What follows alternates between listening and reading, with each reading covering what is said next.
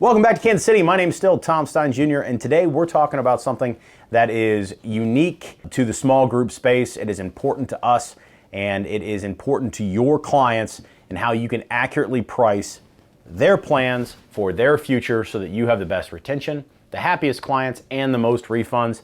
We're talking about underwriting. Specifically, we're talking about new underwriting versus old underwriting, its trade-offs, its benefits, and a bit of its history. I'm going to try to make it concise and quick. I love this business. I know that everybody that knows me out here knows I spend way too much time thinking about the ins and outs of it. We're going to go through a 3-minute history and then a 3-minute of value of what we have and how you can explain it to your clients whenever they're looking at the underwriting process.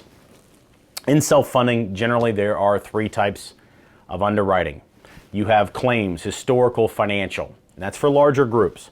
So when you see big groups, you can look at their previous claims and say, all right, here's where they were 3 years ago, 2 years ago, 1 year ago. We're going to take all of that data on a 1,000 life group and predict what they're going to consume the next year. And that data can be fairly accurate if you have a large enough pool. And that is financial or claims-based underwriting, broad strokes. I know there's a lot more nuance to it. The underwriters watching this are saying, you're missing so many things. You're right, I am. Broad strokes here. Number 2, you have the new models of underwriting, which are predictive analytics, and some of the financial uses this as well. They are machine learning, AI, quant-based systems that say we have these individual members, we're going to aggregate all of their data, and we're either going to look at the historical claims on those individuals and pool them together, or we're going to say we're looking at the consumption patterns and the unique demographic information about those members and produce an avatar and then predict what level of consumption those avatars will have in the next year. And that is, some people call it, kind of goes back to GRX, AI, quant. That's that type of underwriting that's growing in popularity. It's not, it's coming into smaller and smaller groups. But it's not all the way down to our size or the sub 50 space with credibility. When I say credibility, I mean mathematically, in my opinion. The final is the traditional way of underwriting small group, and that is with underwriting forms or medical questionnaires, IHQs. There's a lot of names for them. Basically, it's a simple 2-page application where they write in, here's what we have, here's what we're consuming, and our underwriters will go through and manually look at those, use their big brains to predict what level of consumption of care those people will have in the next year, right? Those are the 3 types of models. Over time, AI is growing. If you guys will remember back to, who was the Assurant was a big one that came into the GRX space.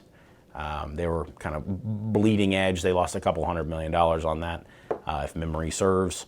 And there's other guys who are going into the AI space. I think a lot of them are bleeding currently. It's not to say that in the future it won't be there, but currently it's not quite there. So as the broker, what does that mean? Because AI is easier for me to do, right? Well, here's the trade-off. Whenever, and I'm going to get kind of mathematical here, so apologies. Whenever you look at underwriting, don't think of it as being 100% accurate. Think about it as throwing a dart. You're throwing a dart at a bell curve. That's pretty much it, saying this person or this group of people is going to be 1 standard deviation, 2 standard deviations above or below what normal consumption of care is, right?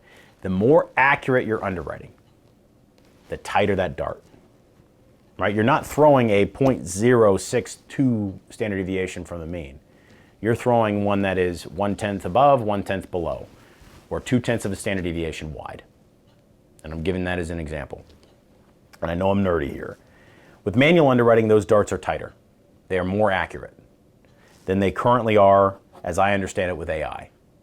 So, what does that mean for your groups? What that means is that you've got a better chance of actually getting an underwritten quote instead of getting a lot of declines. What that means is that you have a much more accurate number for your groups. And because nobody's in the business of losing money, that will be accurate in the client's favor. Because if you're looking at a big pool of money from my chair and you say, I got this big wide dart, I'm going to overlay those rates on the high side by necessity, right? I can't lose a bunch of money. That's not why anybody's in business. So You're going to get better rates when groups are placeable. You're going to have more groups that are placeable for the expense of more work in getting the IHQs. Now, when you tell your prospective clients, look, there's a couple ways to do it, but if we want to get the best rates, manual underwriting for small group is the only way to go for the best rates, then you're being honest with them.